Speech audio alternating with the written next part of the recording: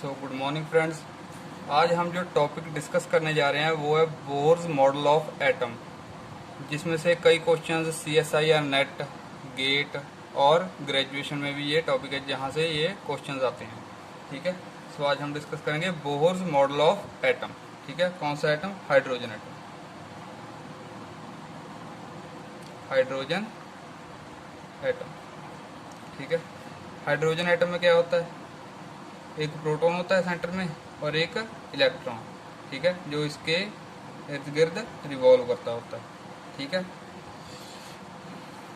और अगर कोई इलेक्ट्रॉन प्रोटॉन के आसपास रिवॉल्व कर रहा है तो उसके पास कौन सी फोर्स होगी? सेंट्रीपिटल फोर्स, जिसके कारण वो रिवॉल्व कर रहा है।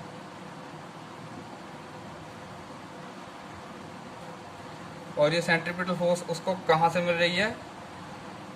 इलेक्ट्रोस्टैटिक फोर्स से। ठीक है, पॉजिटिव और नेगेटिव एक दूसरे को अट्रैक्ट करेंगे और ये जो इलेक्ट्रोस्टैटिक फोर्स है इनके बीच में, ठीक है, उसके कारण इसको क्या मिल रही है? इलेक्ट्रॉन को रिवॉल्व करने के लिए सेंट्रीपिटल फोर्स। ठीक है, फोर्स ऑफ इलेक्ट्रोस्टैटिक। ठीक है, सेंट्रीपिटल फोर्स क्या होती है? mv²/r। ठीक है, और जो इलेक्ट्रोस्टैटिक फोर्स है कूलम्बिक फोर्स कह लेते हैं जिसको हम, और वो किसके इक्वल है? 1/4πε0। ठीक है, जेड ई, ठीक है, मल्टीप्लाई E/r²। ठीक है, अब यहाँ से क्या बना?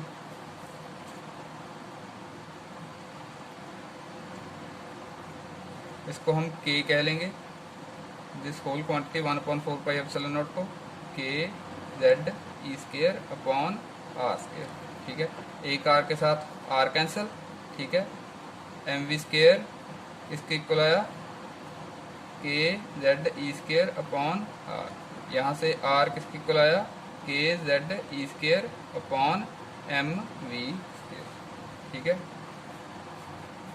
एंड बोहर ने क्या बताया था कि जब इलेक्ट्रॉन किसी ऑर्बिट में रिवॉल्व करता है तो उसका एंगुलर मोमेंटम किसके इक्वल होता है?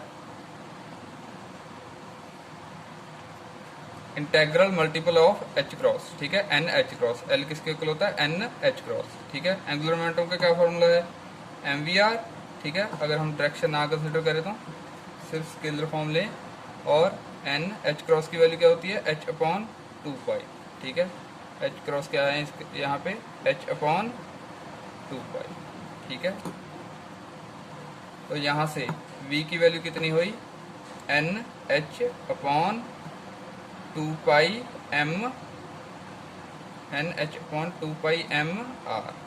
ठीक है, so this is the value of v, this is the velocity. इसको हम सेकंड इक्वेशन कह लेते हैं, इसको फर्स्ट इक्वेशन। ठीक है, और अगर हम v की वैल्यू वेलोसिटी की यहाँ पुट कर दें तो r का फॉर्मूला क्या आएगा? Put 2 in 1, then r will be k ZE²/m। v की वैल्यू पुट कर दो, यहाँ स्केयर है v का तो इसका भी स्केयर हो जाएगा, n²।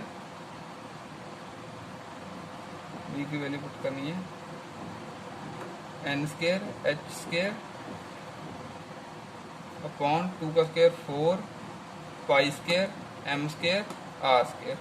ठीक है, यहाँ पे एक m के साथ m कैंसिल, एक r के साथ r कैंसिल। ठीक है, तो यहाँ से r का फॉर्मूला आया n², यहाँ रखे, ये बाकी सारा सामान उधरली साइड भेज दिया, r² h² n² h² k ZE² 4 π² m। ठीक है, so this is the formula of radius for a Bohr atom. ठीक है, इसको हम थर्ड इक्वेशन कह लेते हैं। ठीक है, यहाँ पे h की वैल्यू की क्या है? 6.6। h है प्लैंक्स कांस्टेंट, 6.6 × 10⁻34 जूल सेकंड्स। ठीक है, यहाँ पे m क्या है? Mass of electron 9.31 × 10⁻31 kg। ठीक है, यहाँ k क्या है? 1/4πε0 और इसकी वैल्यू क्या है? 9 × 10⁻9 न्यूटन मीटर स्क्वायर पर कूलम स्क्वायर। ठीक है, और यहाँ पे E क्या है? इलेक्ट्रॉन का चार्ज 1.6 माइनस 1.6 इंटू 10⁻⁻19 कूलम। ठीक है, यहाँ से हम एक चीज़ नोटिस करते हैं, जो रेडियस है, ठीक है, वो सिर्फ n² और z पे डिपेंड करता है। ठीक है, मतलब कौन से ऑर्बिट में वो रिवॉल्व कर रहा है इलेक्ट्रॉन, और एटम का एटॉमिक नंबर क्या है। ठीक है, बाकी सारी चीज़ें क्या है, कांस्टेंट। ठीक है, so r is directly proportional to n² upon z। ठीक है, so this is one of the important relation which we use in the numericals. And for first orbital, ठीक है, of hydrogen, for first orbital of hydrogen z की value क्या होगी, 1, क्योंकि hydrogen है, और फर्स्ट ऑर्बिटल के लिए n की वैल्यू क्या होगी, 1। ठीक है, अगर हम थर्ड इक्वेशन में z और n को 1 पुट करते हैं तो हमारे पास r की वैल्यू क्या आती है, अगर हम सॉल्व करेंगे 5.29 इंटू 10⁻⁻11 मीटर। ठीक है, और अगर हम आर्मस्ट्रॉन्ग में लिखे तो r की वैल्यू आएगी 0.529 Armstrong. So this is the radius of the first Bohr orbital. ठीक है, अब हम कैलकुलेट करेंगे velocity of the Bohr's electron in the first orbital. ठीक है, जैसा कि हमारे पास पता है कि एंगुलर मोमेंटम किसके इक्वल होता है, NH cross MVR is equal to NH upon 2 pi. यहाँ से R कितना आ गया, NH अपॉन 2 पाई MV। ठीक है, this is the first equation. ठीक है, अब जैसे कि इलेक्ट्रॉन प्रोटॉन के इर्द गिर्द घूम रहा था, ठीक है, तो mv² centripetal force mv² upon r किसके इक्वल थी, kZe² अपॉन r²। एक r के साथ r कैंसिल, यहाँ से r कितना आया, kZe² अपॉन mv²। ठीक है, so this is the second equation. ठीक है, कंपेयर 1 एंड 2, कंपेयर 1 एंड 2। ठीक है, यहाँ से NH अपॉन 2 पाई MV किसके इक्वल आया, kZe² अपॉन MV² के। ठीक है, एक V के साथ V कैंसिल। ठीक है, ये V उधर भेज दिया, और इधर क्या बचा, kZe² इंटू 2 पाई M अपॉन NH। ठीक है, और M के साथ M कैंसिल, तो वेलोसिटी का फॉर्मूला क्या बना, 2 पाई kZe²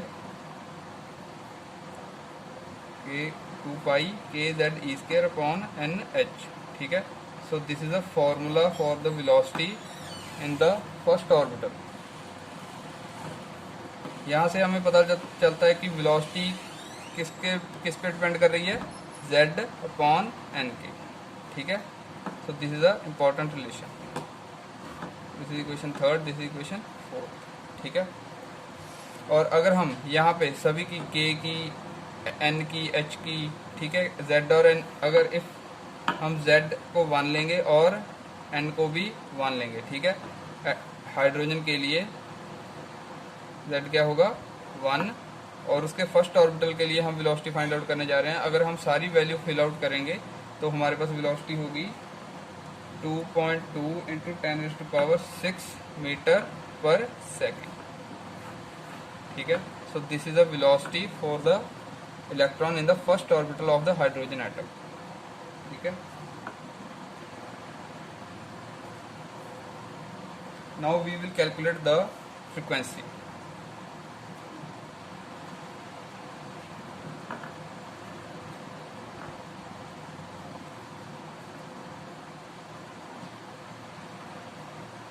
now we will calculate the frequency. ठीक है, जैसे frequency means how many revolutions did the electron take in a 1 second around its nucleus.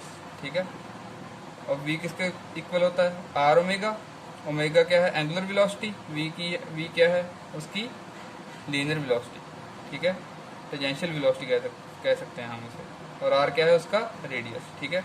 Omega किसके इक्वल है, 2 पाई न्यू के, ठीक है, तो वी किसके इक्वल आया, आर मल्टीप्लाई 2 पाई न्यू। यहाँ से फ्रिक्वेंसी किसके इक्वल होगी, वी अपॉन 2 पाई आर, ठीक है। यहाँ हम वी की वैल्यू पुट कर देंगे,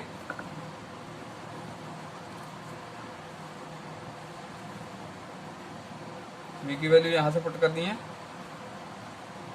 2 पाई के जेड ई square upon N H upon 2 pi R, ठीक है।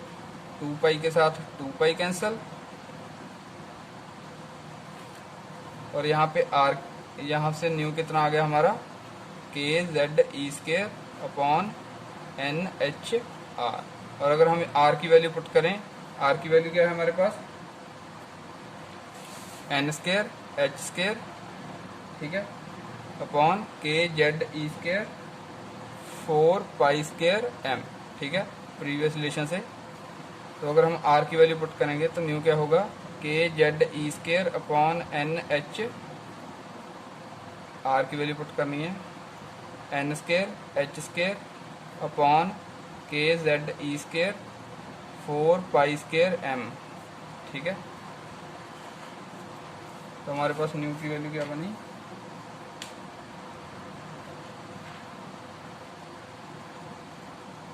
4 pi square M K square ई 4, ठीक है, एन क्यूब एच क्यूब, ठीक है। So this is the formula for the frequency of the electron to revolve around the nucleus, ठीक है। यहाँ से हम पता कर सकते हैं कि फ्रिक्वेंसी किसके इन्वर्सली प्रोपोर्शनल है, एन क्यूब की, ठीक है। जैसे जैसे एटम का ऑर्बिटल इंक्रीज होता जाएगा, ठीक है, 1 2 3 एटॉमिक ऑर्बिटल इंक्रीज होता जाएगा तो फ्रिक्वेंसी डिक्रीज होती जाएगी, ठीक है। और अगर हम इसमें सभी की वैल्यू पुट कर दें, के की, ई की, एम की, एच की, ठीक है, पाई की, तो हमारे पास फ्रिक्वेंसी क्या आती है, 6.57 इंटू 10⁻15 राउंड्स पर सेकेंड, राउंड पर सेकेंड, ठीक है, या पर सेकेंड, ठीक है। इतने राउंड 6.57 इंटू 10⁻15 टाइम्स ये रिवॉल्व करेगा एक सेकंड में प्रोटॉन के इर्द गिर्द इलेक्ट्रॉन, ठीक है। So this is the frequency of the electron in the first orbital of the hydrogen atom. Now we will calculate the energy of the electron as centripetal force is provided by the coulombic force, mv square upon r किसके equal होगा, zd square upon k zd square upon r square, ठीक है। तो यहाँ से r के साथ r cancel, mv square किसके इक्वल होया, k z e square upon r, ठीक है। और यहाँ से अगर हमने काइनेटिक एनर्जी निकालनी हो तो हाफ एम वी स्क्वायर किसके इक्वल होया, काइनेटिक एनर्जी जो हाफ एम वी स्क्वायर, यहाँ भी इस साइड भी हाफ के साथ मल्टीप्लाई कर दो, के जेड ई स्क्वायर अपॉन आर, ठीक है। तो हमारे पास काइनेटिक एनर्जी क्या बनी, half K Z E square upon are. So this is the kinetic energy of the electron. और पोटेंशियल एनर्जी क्या बनेगी हमारे पास, potential energy of the electron K multiply Z E multiply minus E upon R square.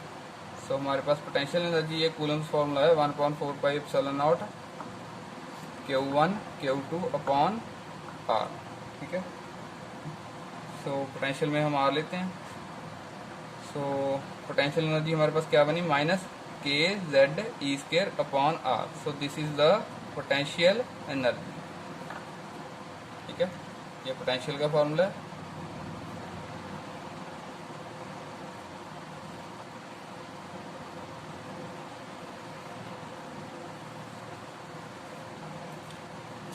Now we will calculate the total energy of the electron. Total energy, total energy किसके equal होगी? Kinetic energy plus potential energy. Kinetic energy हमारी किसकी equal आई थी? के Z ई square upon 2r, ठीक है, और potential energy minus k Z ई square upon r, ठीक है। सो इन दोनों को अगर हम ऐड करेंगे एलसीएम लेके तो हमारे पास टोटल एनर्जी किसके इक्वल आएगी? माइनस में आएगी क्योंकि ये चीज़ बड़ी है, माइनस के जेड ई स्केयर अपॉन 2r, ठीक है।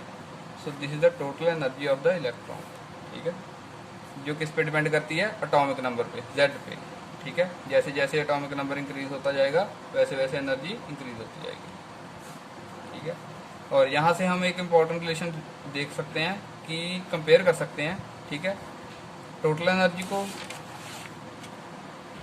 काइनेटिक एनर्जी को और पोटेंशियल एनर्जी को।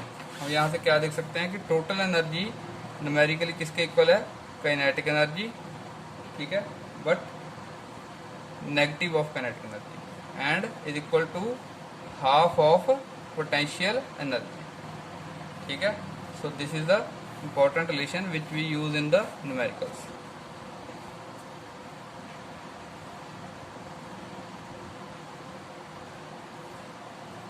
अगर हम टोटल एनर्जी में R की वैल्यू पुट कर दें तो क्या आएगा हमारे पास? माइनस के जेड ई स्केयर अपॉन 2, R की वैल्यू पुट कर दो, n square H square upon 4 pi square M k Z ई स्केयर, ठीक है। और अब 4 के साथ 2 कैंसिल, तो क्या बना हमारे पास? Minus k square Z square ई 4 pi square 2m upon n square H square, ठीक है। So this is the formula for the total energy, ठीक है। और अगर हम सारी वैल्यूज पुट कर देंगे इसमें, ठीक है, तो हमारे पास टोटल एनर्जी कितनी आएगी? माइनस 13.6, ठीक है। ऊपर क्या है? Z square upon n square, ठीक है, upon n square, electron volts में, ठीक है। यहाँ से हम क्या देख सकते हैं कि जो एनर्जी है of the electron depends upon Z square upon n square, ठीक है। अगर हाइड्रोजन एटम है, उसके लिए Z कितना होगा? 1। So energy is inversely proportional to n square, ठीक है।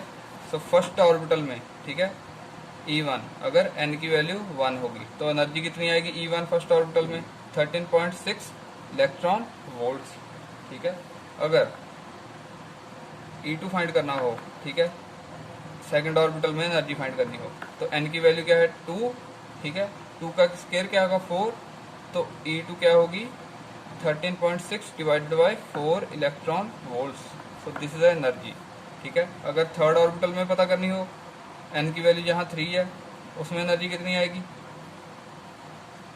13.6, 3 का square 3 3 9, 13.6 divided by 9 electron volts. So this is energy in third orbital. Similarly fourth orbital में कितनी आएगी? 13.6 अपॉन 16 इलेक्ट्रॉन वोल्ट्स, ठीक है।